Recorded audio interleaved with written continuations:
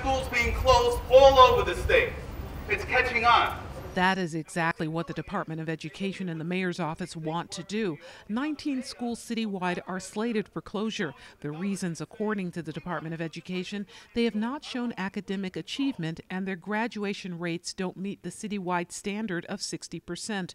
With 6 of those schools in the Bronx, hundreds of teachers, parents, and students joined Bronx Borough President Ruben Diaz Jr. on the steps of Borough Hall to protest the decision. It's like you go to our school and you feel the environment, you feel that we all love each other, care for each other, do everything what we do to each other. We just look out for each other. It's a family, it's a home. You just can't close our school like that. It's ridiculous.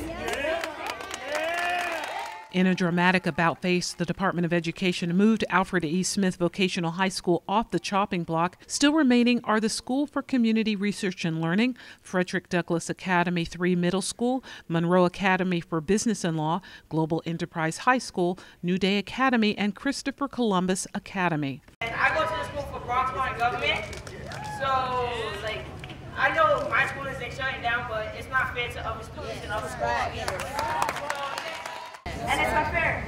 So by closing these schools, you're closing millions of miles from having the right to get out there and do what they want.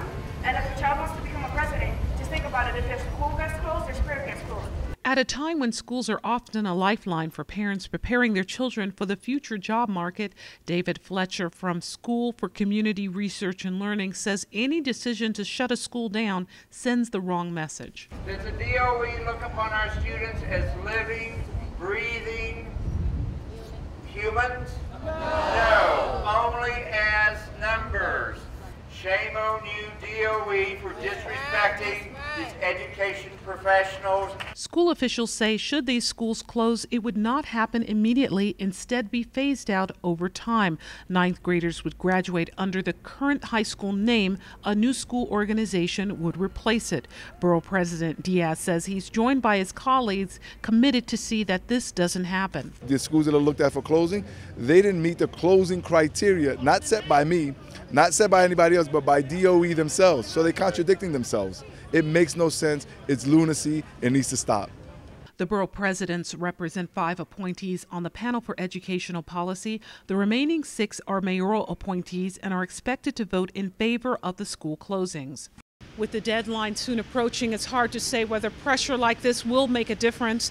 The students we spoke to here hope it does. For Bronxnet, this is Arlene Makoko.